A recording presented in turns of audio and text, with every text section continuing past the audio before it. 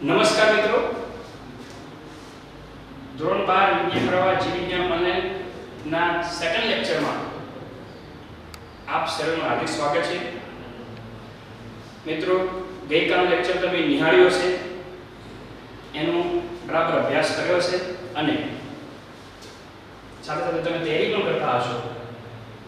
તો ગઈકાલે આપણે છેલ્લે પ્રજનનના 3 તબક્કા, પૂર્વ ફલન ઘટના, ફલનની ઘટના અને પશ્ચ ફલનની ઘટના ત્યાં સુધીની આપણે ચર્ચા કરી હતી. આજે આપણે લિંગી પ્રજનનના આવશ્યક ચક્રો પૈકી પુંકેસર ચક્ર વિશે આપણે અભ્યાસ કરવાનો છે. તો જોઈએ ત્યારે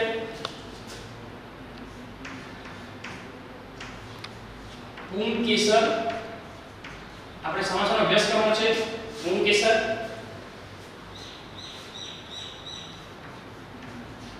લઘુ બીજાણુધાની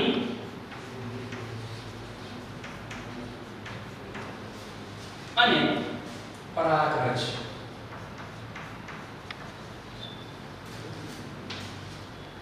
પુંકેસર, લઘુ બીજાણુધાની અને પરાગરજ આ બધા જ ભાગ જે છે એ પુષ્પના નર પ્રજનન તંત્રના ભાગો છે. નર પ્રજનન તંત્રના ભાગો છે. તો સૌથી પહેલા મિત્રો, તમે બધા જાણો છો ધોરણ 11 માં આપણે જોઈ ગયા છે કે પુંકેસરનું બીજું નામ શું? યાદ કરો, પુંકેસરનું બીજું નામ શું વાત કરી હતી? લઘુ બીજાણુપર્ણ. પુંકેસરને આપણે બીજા શબ્દોમાં લઘુ બીજાણુપર્ણ તરીકે આપણે ઓળખીશું. લઘુ બીજાણુધાની એટલે કે આપણે એને પરાગાશય. લઘુ બીજાણુધાની એટલે પરાગાશય અને લઘુ બીજાણુ એટલે કે પરાગરજ.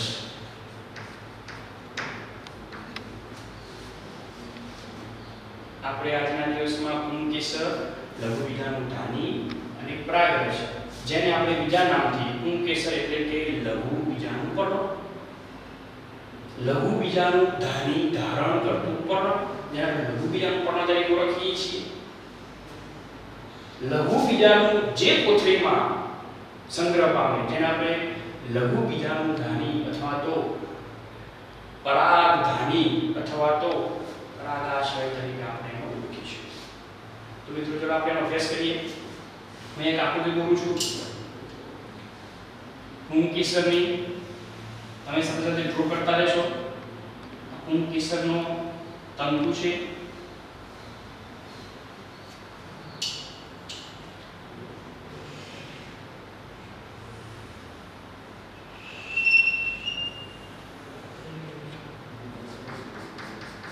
આ ઉપરનો ભાગ જેને આપણે પરાગાશય તરીકે ઓળખીશું. બેને જોડાણ કરતો ભાગ તમે જાણો છો, જેને આપણે શું કહીએ છીએ? યોજી. આ જે ભાગ છે આટલો, જેને આપણે કહીશું પરાગાશય. પરાગરજ જ્યાં આશય પામે, જ્યાં સંગ્રહ પામે, તેને આપણે પરાગાશય તરીકે ઓળખીશું. આ જે ભાગ જે છે જેને આપણે કહીશું પુંકેસર તંતુ અથવા તો બીજા શબ્દોમાં એવી રીતે નામ લખેલું હોય છે શલાકા. અને આ બેને જોડતો ભાગ જેને આપણે કહીશું યોજી. આ જે રચના જે છે એ પુંકેસરની રચના છે. તો મિત્રો, આ જે પુંકેસર જે હોય એ પુંકેસરની અંદર આ જે તંતુવાળો ભાગ જે હોય એ તંતુવાળો ભાગ એ નીચે શું છે? યાદ કરો, આપણે પુષ્પ રચના અગાઉ કરી હતી. અગાઉના લેક્ચરમાં આપણે જોઈ ગયા છીએ નીચેની બાજુ અહીંયા શું છે? પુષ્પાસન. એ જે પુષ્પાસન જે હોય એ પુષ્પાસન સાથે આ પુંકેસર તંતુનો ભાગ જોડાયેલો હોય. તેમજ આ તંતુ એ કેટલાક પુષ્પોમાં દલપત્ર સાથે પણ જોડાયેલો હોય, જેને આપણે દલ લગ્ન પુંકેસર તરીકે આપણે ઓળખીએ છીએ. એનું સૌથી સારામાં સારું ઉદાહરણ ધતુરો. તમારી આસપાસ કોઈ જગ્યાએ ધતુરો પુષ્પને તમે એનો અભ્યાસ કરી શકશો? મિત્રો, આપણે કોઈ પણ પ્રકારના પુષ્પો જે હોય એ બધા વિવિધ તમારી આસપાસ રહેલા જુદા જુદા પ્રકારના પુષ્પો તમે એકત્રિત કરો. એ પુષ્પોની અંદર તમે પુંકેસરને બહાર કાઢો. એ પુંકેસરોને બહાર કાઢી અને ડિસેક્ટિવ માઇક્રોસ્કોપમાં, કયા માઇક્રોસ્કોપમાં? ડિસેક્ટિવ માઇક્રોસ્કોપમાં જો આપણે એનો અભ્યાસ કરીશું તો તમને દરેક જુદા જુદા પુષ્પોની અંદર એ પુંકેસર રચનામાં વિવિધતા જોવા મળશે. જેમાં કેટલાકમાં પુંકેસર તંતુમાં વિવિધતા હશે, કેટલાકમાં પરાગાશય પુંકેસર તંતુના જોડાણ સ્થાનમાં વિવિધતા હશે, પુંકેસરની સંખ્યામાં વિવિધતા હશે, કેટલાક પુંકેસરો એકબીજા સાથે જોડાયેલા હશે, કેટલાક મુક્ત હશે, કેટલાક અન્ય ચક્ર સાથે જોડાયેલા છે. આવી વિવિધ પ્રકારની વિવિધતા એ આપણે એની અંદર જોઈ શકીએ છીએ. તમે બધા જાણો છો કે પુંકેસર કેટલાક પુંકેસરો જે છે એ પુંકેસરોમાં તંતુ અને પરાગાશય સીધું આ રીતે જોડાયેલું હોય, તલસ્થ બાજુથી સીધું જ. કેટલાકમાં ધ્રુવણક્રિયાનો તમે બધો અભ્યાસ કરી ગયા છો. કેટલાકમાં આ તંતુ જે છે તંતુના ભાગથી પરાગાશય એ આ રીતે જોડાયેલું હોય, તંતુ છે ઉપર સુધી હોય, પૃષ્ઠલગ્ન. અને કેટલાકમાં તંતુ જે હોય એ તંતુની એક્ઝેક્ટ મધ્યમાં, જેને આપણે મધ્યગોળી પરાગાશય તરીકે આપણે ઓળખીએ છીએ. તો આ પુંકેસર તંતુ અને પરાગાશયના જુદા જુદા પ્રકારના જોડાણ છે, જેના વિશે આપણે ડિટેલમાં અભ્યાસ નથી કરવાનો. આપણે તો અહીંયા આમાં પરાગરજ કઈ રીતે નિર્માણ પામે તેનો અભ્યાસ કરવાનો છે. તો આપણે ધ્યાન રાખશો આ આખી સમગ્ર રચના છે. સમજી લો કે દાખલા તરીકે હું ડોટેડ રેખાવાળા દોરું છું અહીંયા જો સમજી લો કે આ જો પુષ્પાસન હોય તો પુષ્પાસનમાં નિકટવર્તી છેડો થયો અને આ પુષ્પાસનમાં દૂરસ્થ છેડો થયો. પુષ્પાસનના સ્થાનને ધ્યાનમાં રાખીને તંતુ એ નિકટવર્તી છેડો થયો અને પુષ્પાસનના સ્થાનને ધ્યાનમાં રાખીને પરાગાશય એ દૂરસ્થ છેડો થયો. આ બંનેમાં આ જે દૂરસ્થ છેડો જે છે પરાગાશય, જેમાં પરાગરજ નિર્માણ પામશે, જેને આપણે ફળદ્રુપ રચના તરીકે ઓળખીશું. આ પુંકેસર એક ફળદ્રુપ અંગ છે, પરંતુ એ પુંકેસરમાં પણ ફળદ્રુપ ભાગ હોય. તે કયો ભાગ છે? પરાગાશય. આ પરાગાશય કેવા પ્રકારનું હોય? એ પરાગાશયની અંદર કઈ રીતે કયા પ્રકારના સ્તરો આવેલા હોય, એમાંથી કયા સ્તરમાંથી પરાગરજ નિર્માણ પામે, એ પરાગરજમાં આગળ કઈ રીતે નર જન્યુજનક અવસ્થા નિર્માણ પામે, એનો આપણે અભ્યાસ કરવાનો છે. તો જોઈએ આગળ પરાગાશયની રચના.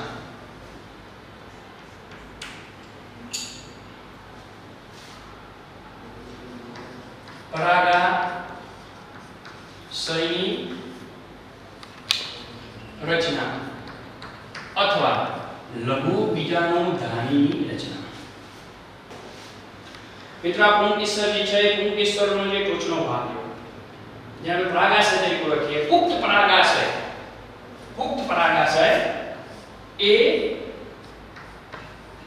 દ્વિખંડી અને ચતુષ્કોટલીય હોય. પુખ્ત પરાગાશય એ દ્વિખંડી અને ચતુષ્કોટલીય હોય. કઈ રીતે જોઈએ રચના? જો આપણે આ ભાગમાં આપણે જો TS લઈએ, શું લઈશું આપણે એનો? TS. તો એ રચના દેખાય છે, આપણે અહીંયા જોઈએ છીએ.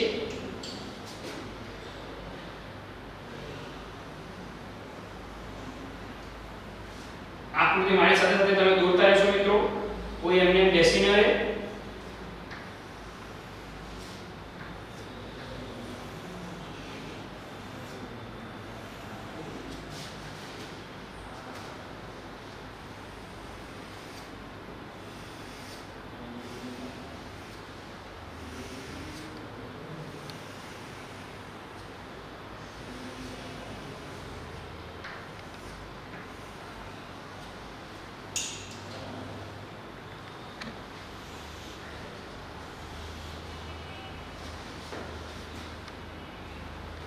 મિત્રો, આપણે આ પરાગાશય જે છે પરાગાશયનો આપણે TS લીધો છે, જેમાં આ પુષ્પાસનનો ભાગ છે.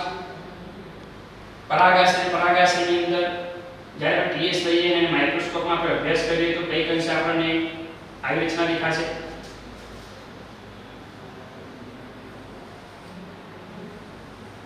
જેમાં એ બધા કોષો આવેલા છે. અહીંયા યુજી હશે. આ જે ભાગ જે છે જેને આપણે યુજી તરીકે અહીંયા ઓળખીશું. તમે અહીંયા જોઈ શકો છો બે મોટા ખંડ દેખાય છે. બે મોટા ખંડ, એક ખંડ અને બીજો ખંડ. કેવું થયું? દ્વિખંડી. ફરીથી એક ખંડ અને બીજો ખંડ.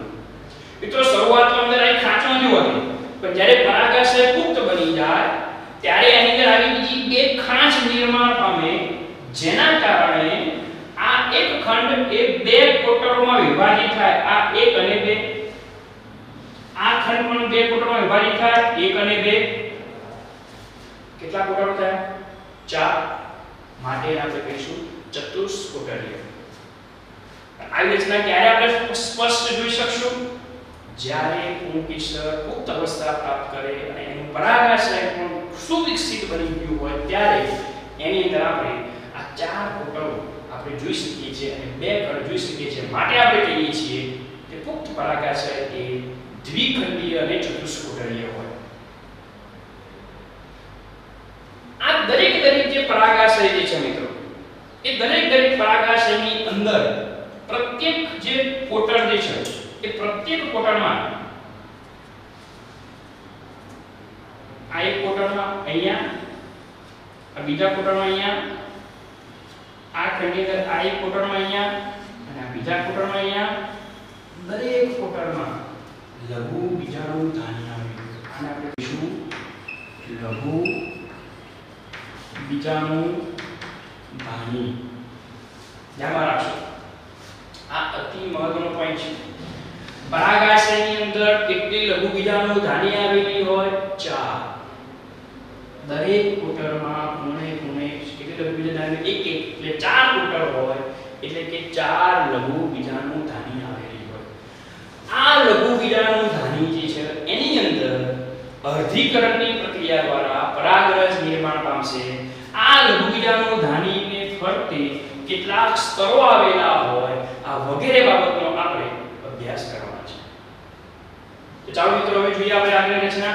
પણ આની અંદર જ્યારે પરાગરજ નિર્માણ પામશે તો એ આની અંદર પરાગરજ નિર્માણ પામશે તો શું થઈ જશે? આ પરાગરજ આવી ગઈ. ચલો સમજી લો, આ પરાગરજ આવી ગઈ. આના જેટલા પણ કોટરો જે છે 4 કોટરો, દરેક કોટરની ફરતે ખાંચો આવેલી હોય છે અને ખાંચ ઊભી હોય. આ રીતે તમે જોઈ શકો છો. આ રીતે આખો ભાગ જે દેખાય છે તે આ એક ખાંચ, આને ઊભી ખાંચ, આયામ ખાંચ કહેવાય. આ બીજી ખાંચ, આ ત્રીજી ખાંચ, આ ચોથી ખાંચ. એમાં આ જે બે બાજુની જે આયામ ખાંચો જે છે, આયામ ખાંચો, આયામ એટલે જેટલું પરાગાશય લાંબુ એટલી ઊભી ખાંચો જોવા મળશે. અને એ ખાંચોમાંથી ભવિષ્યમાં એ પરાગાશયમાં જે પરાગરજ નિર્માણ પામેલી છે એ પરાગરજ ત્યાંથી સ્ફુટન પામી એ પરાગાશય તૂટી એમાંથી પરાગરજ પરાગનયન પામવા માટે તૈયાર થઈને બેઠી છે, જે પછી એ વહન થવા માટે તૈયાર છે. તો મિત્રો તમને અહીંયા દેખાય છે કે લઘુ બીજાણુ ધાની ગોળાકાર તમે જોઈ શકો છો. પણ જ્યારે આપણે એનો આડછેદ લઈએ છીએ, અનુપ્રસ્થ રચના જોઈએ છીએ, ત્યારે એની અંદર એ તમને ગોળાકાર સ્વરૂપે જોવા મળે છે. પરંતુ પરાગાશય તો લાંબુ છે, તો એની અંદર પણ આ રચના જે છે રચના પણ કેવી છે? લાંબી છે. પણ જ્યારે તમે એનો આડછેદ લો છો ત્યારે લઘુ બીજાણુ ધાની તમને કેવી જોવા મળશે? ગોળાકાર. લાક્ષણિક લઘુ બીજાણુ ધાનીની બહિર સપાટી એ ગોળાકાર હોય. લાક્ષણિક યાદ રાખશો બરાબર. ફરીથી લાક્ષણિક લઘુ બીજાણુ ધાનીની બહિર સપાટી જે છે કેવી છે? ગોળાકાર છે. તો મિત્રો હવે આપણે પરાગાશયનો અભ્યાસ કરવાનો છે. પરાગાશયની રચનાનો એટલે કે લઘુ બીજાણુ ધાનીનો અભ્યાસ કરવાનો છે. તો આપણે જો આટલી રચનાનો અભ્યાસ કરશું, આટલી રચના, તો બધી રચના સેમ જ છે. આટલી રચનાનો અભ્યાસ કરશું એ રીતના જોઈએ ત્યાં. હવે અહીંયા હાલ આપણે જે પોઈન્ટ જોઈ રહ્યા છીએ અતિ મહત્વનો પોઈન્ટ છે. બરાબર ધ્યાનમાં રાખશો. હું અહીંયા એ આ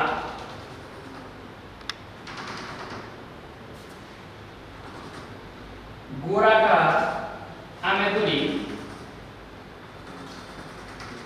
લઘુ બીજાનું ધાની સમજો આ ગોળાકાર મેં લઘુ બીજાનું ધાની દોરવાનો પ્રયત્ન કર્યો છે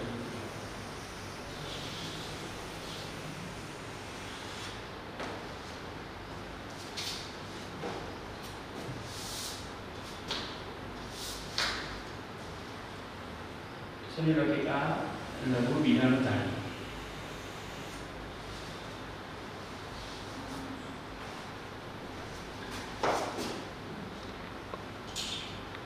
પરાગાશયની રચનામાં પરાગાશય અથવા લઘુ બીજાણુ ધાની ની રચનામાં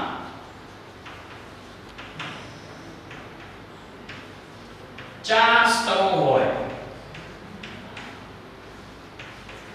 કેટલા સ્તરો છે 4 તમને અહીંયા દેખાય છે આ લઘુ બીજાણુને આપણે વધુ ડિટેલમાં અને જ્યાં આપણે ઇલેક્ટ્રોન માઇક્રોસ્કોપમાં જોતા એ વખતે કયા કયા પ્રકારના સ્તરો દેખાય એનો આપણે અભ્યાસ ડિટેલમાં કરીએ છીએ પરાગાશયની રચનામાં જે આપણે ગોળાકાર ભાગ અહીંયા દોર્યો છે જેની ફરતે 4 સ્તર આવેલા હોય છે આ 4 સ્તરો આપણે નામ આપી દઈએ પહેલા આ જે 4 સ્તરો છે 4 સ્તરોમાં સૌથી બહારનું સ્તર જેને આપણે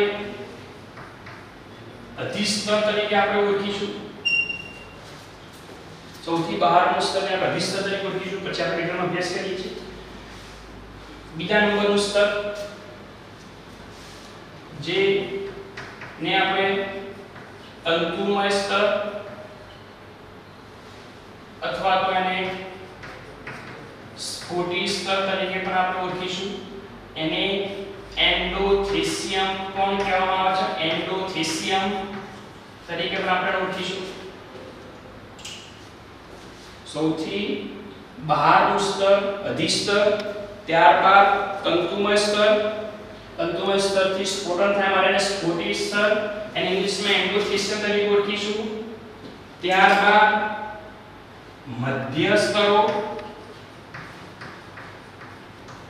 જે 1 થી 3 ની સંખ્યામાં હોય 1 થી 3 ના સ્તરના સ્વરૂપમાં આવેલા હોય અને અંદરનું સ્તર જેને આપણે પોષક સ્તર તરીકે આપણે ઓળખીશું પોષક સ્તરને ઇંગ્લિશમાં ટપેટમ તરીકે ઓળખવામાં આવે છે મિત્રો આ શબ્દને ખાસ ધ્યાન રાખજો ટપેટમ પોષક સ્તર આ 4 સ્તરોમાં આપણે જોઈએ ત્યારે આકૃતિમાં આપણે અહીંયા આખી ગોળાકાર તમે લઘુ બીજાણુ ધાની બતાવી છે આપણે અડધા જ ભાગમાં તો દોરવાનો પ્રયત્ન કરીએ ચારે બાજુ એવી રચના હશે તો સમજી લો જરા કે આ સૌથી બહારનું સ્તર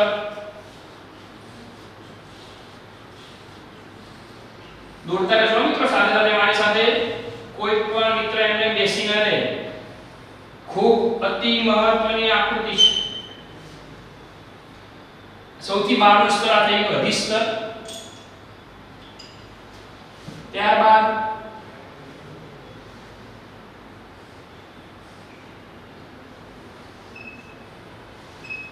આ જે છે તે એના અંદરનું બીજું સ્તર કયું છે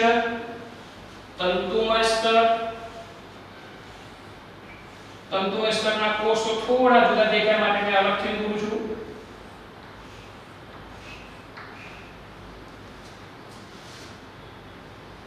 ચલો તંતુમય સ્તર પછી એના તરફ કયા છે મધ્ય સ્તર કેટલા સ્તરીય હોય મિત્રો 1 થી 3 સ્તર આવેલા હોય આ 1 થી 3 સ્તર મધ્ય સ્તરનો હું દોરું છું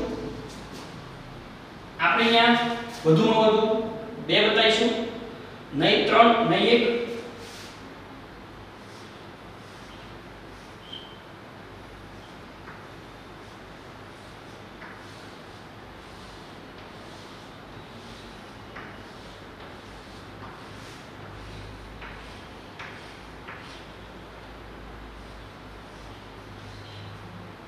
બે સ્તર આપણે દોરીશું કોષો બધા જ એક સરખા પ્રકારના દોરવાનો વધુમાં વધુ પ્રયત્ન કરવાનો આકૃતિમાં બિલકુલ વેટ વાળવાની નથી આ થઈ ગયા મધ્ય સ્તરના સ્તરો એની અંદરની બાજુએ અતિ મહત્વનું સ્તર જેને આપણે પોષક સ્તર તરીકે ઓળખીશું. પોષક સ્તર સમજી લો, પોષક સ્તરના કોષો છે.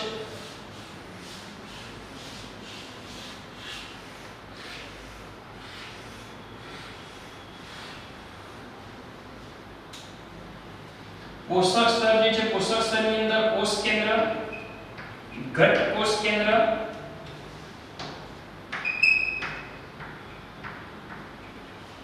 અને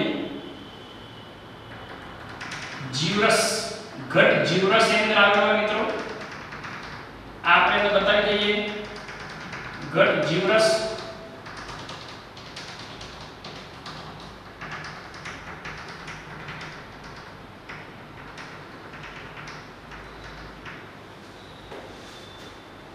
ચલો નાગેશન લખીએ. સૌથી બહારનું સ્તર અધિસ્તર. આ જે છે તે તંતુમય સ્તર. આ જે સ્તરો જે છે તે મધ્ય સ્તરો. આ જે અંદરનું જે છે તે પોષક સ્તર, જેને આપણે ટપેટમ તરીકે પણ આપણે એને ઓળખીએ છીએ. સાંદરી ઓળખીશું ટપેટમ. મિત્રો સૌથી બહારનું જે અધિસ્તર જે હોય એ અધિસ્તર એક સ્તરીય હોય. એ અધિસ્તર જે છે એ અધિસ્તર એ થોડું જાડું અને એક સતત આવરણ સ્વરૂપે આવેલું હોય.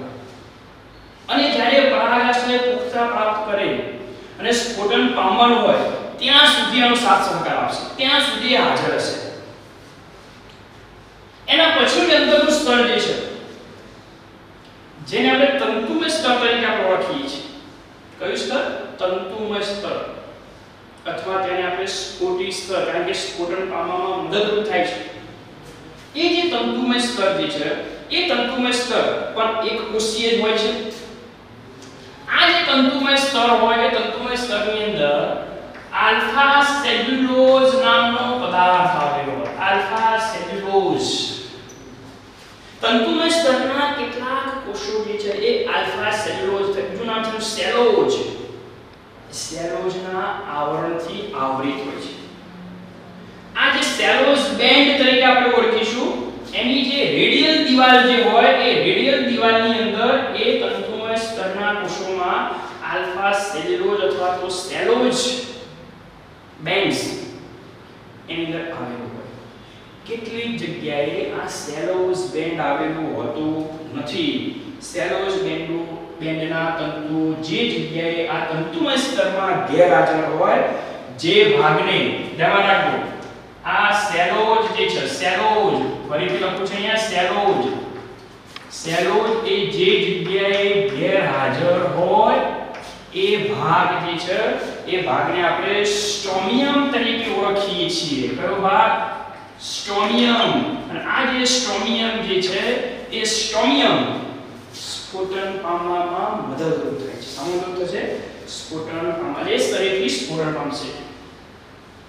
બીજું મિત્રો આને સ્ફોટી સ્તર એટલા માટે નામ આપ્યું છે, અને વિશિષ્ટ ગુણ છે.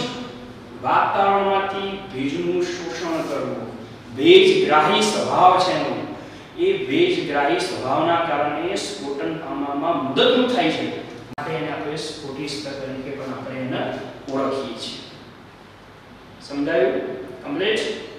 બરાબર રિવાઇન્ડ કરીને ધ્યાનમાં લેશો. આ બધા અગત્યના ખૂબ જ મહત્વના પોઈન્ટ છે. સેલોઝ, સ્ટ્રોમિયમ વગેરે વગેરે જે બાબતો જે છે તે એને શા માટે સ્ફોટી સ્તર કહેવામાં આવે તે બધી બાબતોને ખાસ ધ્યાનમાં લેવાનું છે. ત્યાર પછી અંદરના જે સ્તર જે છે મધ્ય સ્તર. મધ્ય સ્તર એ મૃદુતક પેશીના બનેલા હોય. કઈ પેશીના? મૃદુતક પેશીના. જેમાં કઈ અંશે થોડો ઘણો ખોરાકનો સંગ્રહ છે. કઈ અંશે થોડા બધા કોષોમાં થોડો ઘણો ખોરાકનો સંગ્રહ છે, પણ અલ્પ આયુષ્ય ધરાવતા હોય, તેનું આયુષ્ય ખૂબ ઓછું હોય. માટે આ સ્તર યાદ રાખજો. આ મધ્ય સ્તર પરાગાશય જ્યારે સ્ફોટન પામવાનું હોય એ વખતે હાજર હોતું નથી. જ્યારે પુખ્ત પરાગાશય બની અને જ્યારે સ્ફોટન પામવાની તૈયારીમાં હોય એ સમયે આ મધ્ય સ્તરનો નાશ થઈ જાય છે. આ ત્રણે ત્રણ સ્તર શરૂઆતમાં જ્યારે બહારની બાજુએથી કોને રક્ષણ આપે છે? તો તમારા મનમાં એમ થાય કે સાહેબ આ વચ્ચેનો ભાગ શું ખાલી હોય? મનમાં પ્રશ્ન થાય વચ્ચે સાહેબ શું છે? પૂર્ણાંક છે? ના, વચ્ચે પૂર્ણાંક નથી. વચ્ચેની બાજુએ સઘન રીતે સમજાત પ્રકારના કોષો ગોઠવાયેલા હોય, ખૂબ સઘન રીતે વચમાં જરા પણ આંતરકોષીય અવકાશ ન હોય અને સઘન રીતે સમજાત કોષોના બનેલી એક રચના આવેલી હશે, જેને આપણે કહીશું બીજાણુજનક પેશીના કોષો. કઈ પેશીના કોષો? બીજાણુજનક પેશીના કોષો. યાદ રાખશો મિત્રો, આ જે કોષો જે છે એ કોષો એ બીજાણુજનક પેશી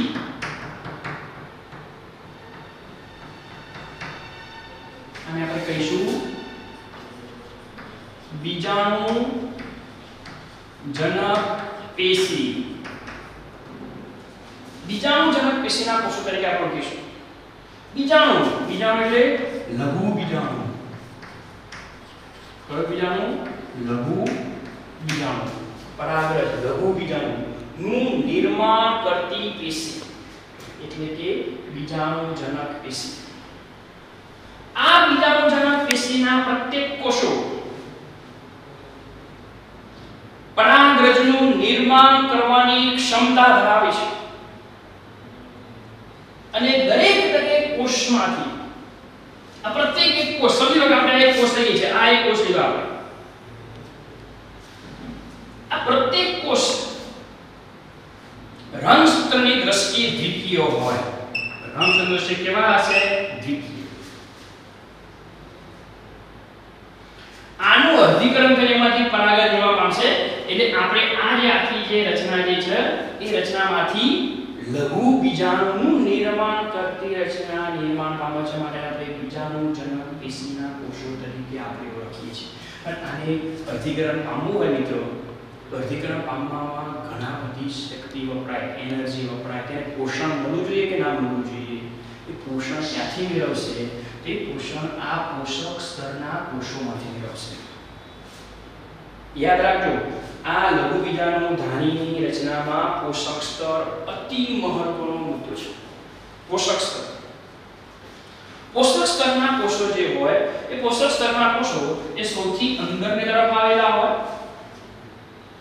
એક સ્તરીય હોય, એક સ્તરીય જ હોય, એક સ્તરમાં આવેલો હોય, જેની અંદર ઘટ કોષ કેન્દ્ર અને ઘટ જીવરસ આવેલો હશે, જેમાં ખૂબ જ ભરપૂર પ્રમાણમાં પરાગ સંગ્રહિત રચના આવેલી હોય. કેટલીક વખતે આ પોષક સ્તરના કોષોમાં પોલીપ્લોઇડી નામની રચના જોવા મળે છે. પોલીપ્લોઇડી એટલે કે સામાન્ય રીતે રંગસૂત્રોની સંખ્યા અમુક વધારે જોવા મળશે. કારણ કે કેટલીક વનસ્પતિમાં આ પોષક સ્તરના કોષોમાં મુક્ત કોષ કેન્દ્ર પ્રકારનું વિભાજન થાય છે અને એની અંદર એક કોષ કેન્દ્રની જગ્યાએ અનેક કોષ કેન્દ્રો અસ્તિત્વમાં આવતા હોય. દાખલા તરીકે સમજી લો કે આ કોષ કેન્દ્રમાં ફોર એક્ઝામ્પલ તરીકે 8 રંગસૂત્રો છે અને જો આની અંદર મુક્ત કોષ કેન્દ્ર પ્રકારનું વિભાજન થાય અને એકની જગ્યાએ 3 કોષ કેન્દ્રો બને તો 8 તારી 24 એટલે 24 રંગસૂત્રો થઈ ગયા એટલે કોષ કેન્દ્ર 3 થઈ ગયા. તો રંગસૂત્રોની સંખ્યા બેવડાય, જેને પ્લોઇડી પોલીપ્લોઇડી તરીકે આપણે ઓળખીએ છીએ. પણ એના માટે જવાબદાર જે ઘટના જે છે તે મુક્ત કોષ કેન્દ્ર પ્રકારનું વિભાજન.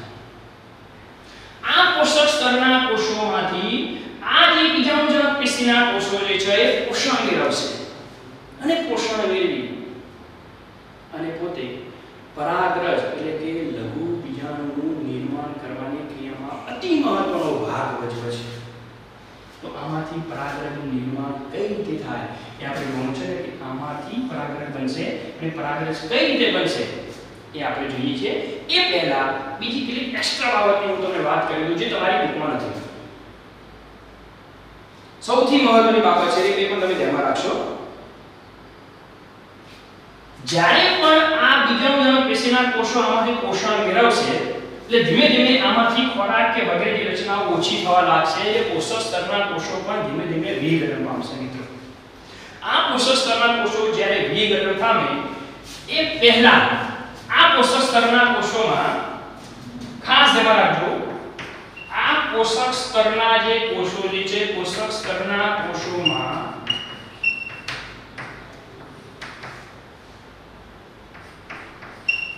પ્રોયુબિસ્ટ બોડી, કઈ બોડી?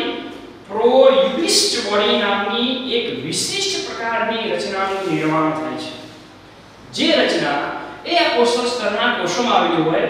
જ્યારે પોષક સ્તરના કોષો વિઘટન પામે તે પહેલા આ પ્રોયુબિસ્ટ નામની બોડી રચના આવેલી હોય, જે ખાસ કરીને સ્પોરોપોલેનિન નામની રચના જે છે એની સાથે પોતે ઘેરાયેલી છે.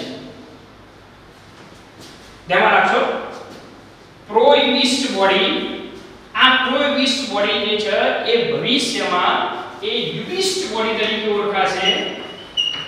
યુબિસ્ટ બોડી નામની રચનામાં ફેરવાશે અને આ યુબિસ્ટ બોડી જે છે એ પરાગરજના ફરતે આવેલું બહારનું આવરણ સ્પોરોપોલેનિન આપણે જોઈએ છે આગળ આવશે એ સ્પોરોપોલેનિનના નિર્માણમાં આ યુબિસ્ટ બોડી ભાગ ભજવે છે. તો આ જે બીજાણુધર્મી પિસ્તનો કોષ જે છે બીજાણુધર્મી પિસ્તના કોષનું જે અધિકરણ થાય આમાંથી કોષો મેળવશે અને પરાગરજનું નિર્માણ થશે. આમાં જે અધિકરણ થાય એટલે બે પ્રકારનું હોય. અધિકરણ થાય આપણે જાણીએ છીએ કે n પેલા બે કોષો બને. બીજો તો અધિકરણ 2 જેમાં પ્રતિ પાછું સંવિભાજન પ્રકારનું અધિકરણ થાય જેમાં આપણે જાણીએ છીએ કેટલા કોષો બનશે? 4. આ જે 4 જે રચના બની એ 4 એકકીય પરાગરજ બની. શું બની? એકકીય પરાગરજ. તો આ જેમાંથી પરાગરજ બની માટે એને કહીશું પરાગ માતૃકોષ, ફૂલ એન્ડ મધર સેલ. પરાગ માતૃકોષ તરીકે ઓળખીશું જેમાંથી 4 એકકીય પરાગરજનું શું થયું? નિર્માણ થયું. આને આપણે જો આ રીતે દર્શાવીએ, સમજી લો કે આ 2n પ્રકારનો બીજાણુજનક પેશીનો કોષ છે. એમાં જ્યારે સૌથી પહેલા અર્ધીકરણ એકની ઘટના થાય એટલે એમાંથી બે કોષો બને. આ બંને કોષો એકબીજાથી મુક્ત થતા નથી, બંને એકબીજા સાથે જોડાયેલા હોય. આમાં અર્ધીકરણ 2 નામની જ્યારે ઘટના ઘટિત થશે ત્યારે એમાંથી 4 કોષો બનશે અને ચારે 4 કોષો એકબીજા સાથે જોડાયેલા જ રહેશે, એકબીજાથી મુક્ત થતા નથી. આ ચારે 4 કોષો એકબીજા સાથે જોડાયેલા રહે છે એના માટે જવાબદાર સેલોજનું આવરણ. આ સેલોજનું આવરણ જ્યારે ધીમે ધીમે એ નાશ પામે, સેલોજનું વિઘટન થાય. સેલનું વિઘટન સેલેજ નામના ઉત્સેચક દ્વારા થાય છે. સેલોજ નામનું આવરણ જે છે તેનું વિઘટન એ સેલેજ નામના ઉત્સેચક દ્વારા થાય અને સેલેજ ઉત્સેચક એ પોષક સ્તરના કોષોમાંથી સ્ત્રવિત થાય. એ સેલેજ દ્વારા જ્યારે સેલોજનું વિઘટન થાય એટલે આ પરાગરજ જે છે એ મુક્ત રીતે ચતુષ્ક સ્વરૂપે જોવા નથી મળતી, એ મુક્ત રીતે તમને જોવા મળશે. જેની અંદર એક કોષ કેન્દ્ર જે એકકીય હોય, એકકીય કોષ કેન્દ્ર, એક કોષીય, ફરીથી એક કોષીય, એક કોષ કેન્દ્રીય અને એકકીય પરાગરજનું નિર્માણ થશે. અને આની ફરતે જ્યારે પણ સ્પોરોપોલેન નામનું આવરણ બનશે જે આપણે હવે પછીના નેક્સ્ટ લેક્ચરમાં જોઈશું, એ સ્પોરોપોલેનનું આવરણના નિર્માણમાં આ યુબિસ્ટ બોડી ભાગ ભજવે છે. યાદ રાખશો કઈ બોડી?